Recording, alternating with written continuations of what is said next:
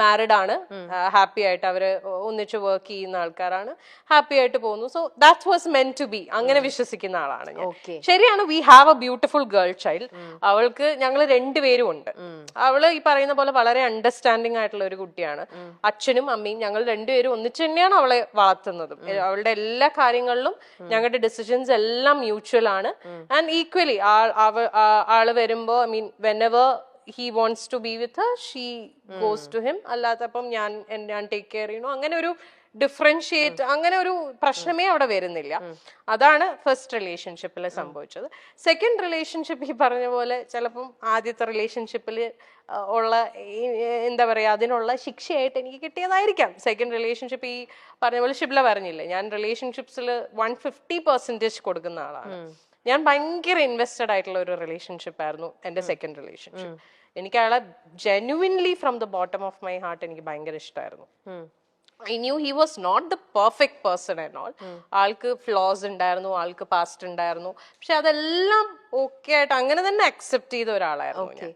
But I never thought he would do this to me. പിന്നെ അതിന് ഞാൻ കുറ്റം പറയുന്നില്ല, മേ ബി ആൾക്ക് നമുക്ക് ഫസ്റ്റത്തെ ഒരു അടി പോലെ നമുക്ക് അത് കിട്ടി, അങ്ങനെ ഞാൻ വിശ്വസിക്കുന്നു. അങ്ങനെ ആയിക്കോട്ടെ, നമ്മൾ അങ്ങനെ ഒന്ന് ചെയ്തുകൊണ്ട് നമുക്ക് മറ്റുള്ളവരെ ബ്ലെയിം ചെയ്യാനും പറ്റില്ല. ഞാൻ ബ്ലെയിം ചെയ്യുന്നില്ല. എനിക്ക് ആകപ്പാട് ആളുടെ അടുത്ത് ദേഷ്യം തോന്നിയ ഒരു കാര്യം എന്ന് പറഞ്ഞാൽ അക്സെപ്റ്റ് ചെയ്തില്ല. ലൈക്ക് വേറെ ഒരു ആളോടൊരു ഇഷ്ടം തോന്നി, അല്ലെങ്കിൽ ആ റിലേഷൻഷിപ്പിലേക്ക് പോയി എന്നുള്ളത് അത് ഓപ്പൺലി എന്നോട് പറഞ്ഞിരുന്നെങ്കിൽ നമ്മൾ സ്റ്റെപ്പ് ബാക്ക് ചെയ്യും. We would never force someone. നമുക്ക് ഒരാളെ ഫോഴ്സ് ചെയ്യാൻ പറ്റില്ലല്ലോ നമ്മളെ കൂടെ നിൽക്കൂ എന്നുള്ളത്. അത് ഓപ്പൺ ആയിട്ട് പറഞ്ഞിരുന്നെങ്കിൽ കുറച്ചും കൂടി നേരത്തെ, കുറച്ചും കൂടി ബെറ്റർ ആയിട്ട് എനിക്ക് ഇതൊന്ന് കം ഔട്ട് ചെയ്യാൻ പറ്റിയേനെ with the help of my people.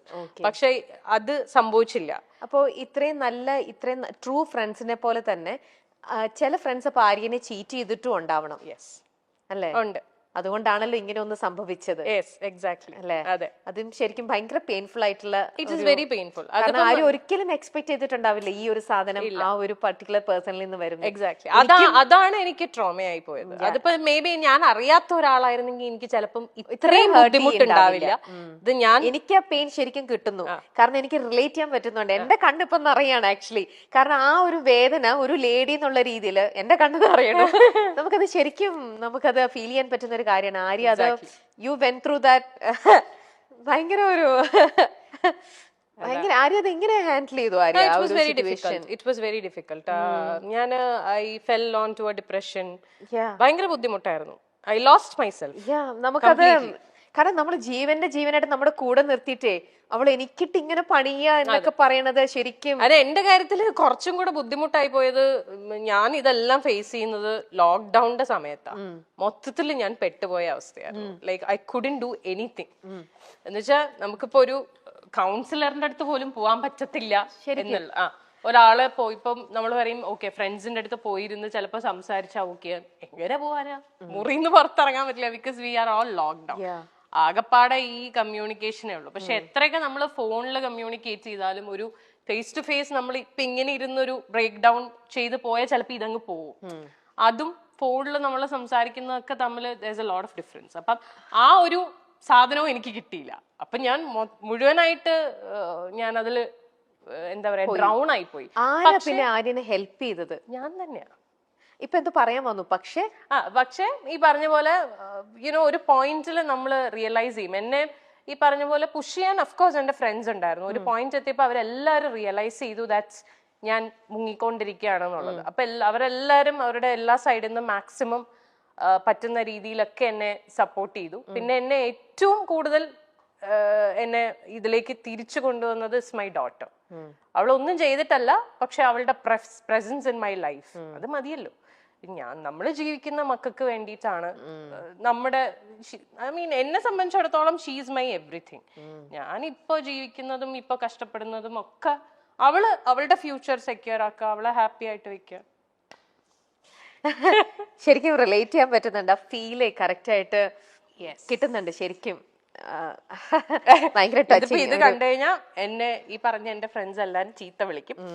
എന്നോട് പല പ്രാവശ്യം പറഞ്ഞിട്ടുണ്ട് ഇനി മേലാൽ ഇതും പറഞ്ഞുകൊണ്ട് എവിടെങ്കിലും പോയിരുന്നു മോങ്ങിയ ഇടിയിട്ട്. പക്ഷെ അത് നമ്മള് പക്ഷെ അത് automatically it comes. അത് ആരാണേലും, കാരണം നിങ്ങളുടെ കൂടെ ഒരു രീതിയിലും പിക്ചറിലുള്ള ഒരാളായിരുന്നില്ല ഞാനൊരു പുറത്തുനിന്നുള്ള ഒരു ലേഡി എന്നുള്ള രീതിയിൽ ഇന്നിപ്പോ ആര്യനെ ഇത്രത്തോളം ഇൻ ആൻഡ് ഔട്ട് മനസ്സിലാക്കിയതിൽ നിന്നും എനിക്ക് ഇത്രത്തോളം ഹേർട്ട് ചെയ്യണം എന്നുണ്ടെങ്കിൽ, എന്റെ കണ്ണുകൾ നിറഞ്ഞ് ഇങ്ങനെ ഒഴുകണം എന്നുണ്ടെങ്കിൽ ആ ഒരു അത് അവർക്ക് പറ്റില്ല. മീ സീങ് ലൈക്ക് ദിസ്, ഞാൻ ഇങ്ങനെ ഇരുന്ന് കരയണത് കാണാനൊന്നും അവർക്ക് ഇഷ്ടമല്ല. അതുകൊണ്ടാണ് അവര് പറയുന്നത്. അതെ, കുറച്ചും കൂടെ ബോൾഡ്. അല്ലാതെ വേറൊന്നും കൊണ്ടിട്ടല്ല. അവര് പറയണത് എന്തിനാ ഇങ്ങനെ പോയിരുന്നു ഇനി കരയില്ലേ എന്ന് പറയും. അത് അവരുടെ പോയിന്റ് ഓഫ് വ്യൂല് വളരെ അവർക്ക് അങ്ങനെ പറഞ്ഞ പോലെ ഈ ഞാൻ മറ്റേ ഇമോഷൻ ആളായതുകൊണ്ട് ഇത് ട്രിഗറായി വരും. കഴിഞ്ഞു, ദാറ്റ്സ് ഓവർ. പക്ഷെ എന്നാലും അത് ആര്യ എത്ര ടൈം എടുത്തിട്ടുണ്ടോ അതിന്ന് റിക്കവർ ചെയ്ത് ഇങ്ങനെ വരാനായിട്ട്? സെൽഫ് തന്നെയാണ് അത് കംപ്ലീറ്റ് വർക്ക് ചെയ്തത്. മോർ ദാൻ 1 year അല്ലേ? പിന്നെ ഞാൻ എന്താ ചെയ്ത വെച്ചാല്, ഞാൻ I wanted to distract my mind completely.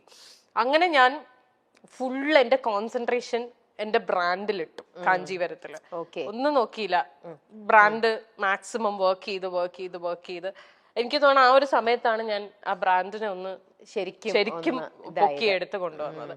പിന്നെ അതില് എനിക്കൊരു സാറ്റിസ്ഫാക്ഷൻ, നമുക്ക് അതിലൊരു അഡിക്ഷൻ വരുമല്ലോ. Okay, when we see that okay something is working out good for us, പിന്നെ നമ്മൾ അതിലേക്കാവും ഫുള്ള്. വേറെ ഒന്നിലേക്ക് നമുക്ക് പോവാനുള്ള ഒരു മൈൻഡ് വരില്ല. അപ്പൊ നമ്മുടെ കംപ്ലീറ്റ് ഫോക്കസ് ബിക്കോസ് അതിൽ നിന്ന് എനിക്ക് വേണ്ടതെല്ലാം കിട്ടുന്നുണ്ട്. Satisfaction, happiness, peace of mind, everything. വേറെ ഒന്നും നോക്കില്ല. പിന്നെ തിരിഞ്ഞു നോട്ടം ഉണ്ടായി. അങ്ങോട്ട് തിരിഞ്ഞു നോക്കുക വേണ്ട. ഞാൻ എപ്പോഴും പറയണ ഒരു കാര്യമാണ്, I am still very thankful to that person for one thing. ആളില്ലായിരുന്നെങ്കിൽ ചിലപ്പോ കാഞ്ചീപുരം എന്ന് പറയുന്ന ബ്രാൻഡ് ഞാൻ സ്റ്റാർട്ട് ചെയ്യില്ലായിരുന്നു. ആ സമയത്ത് ആൾ എനിക്ക് തന്ന ഒരു ഇമോഷണൽ ആൻഡ് മോറൽ സപ്പോർട്ട് ഉണ്ട്. That is huge. കാരണം അതിന് ഞാൻ I will be for ever grateful. ഒരു നിമിത്തം ചിലപ്പോൾ അതിന് വേണ്ടിയിട്ടായിരിക്കും അദ്ദേഹം ലൈഫിൽ വന്നിട്ടുണ്ട്. അത് വന്നു, ഇതിങ്ങനെ ആയി, അതങ്ങ് പോയി. നമ്മൾ കുറച്ച് കാര്യങ്ങൾ അതോടെ പഠിച്ചു. ആ ഒരു ഇതിലും അതിൽ പഠിച്ചത് കൊണ്ട് നമ്മൾ ഇപ്പഴ കാഞ്ചീപുരം കുറച്ചും കൂടെ അടിപൊളിയായിട്ട് എന്നുള്ള രീതിയിൽ ബോൾഡ് ആവുന്നു.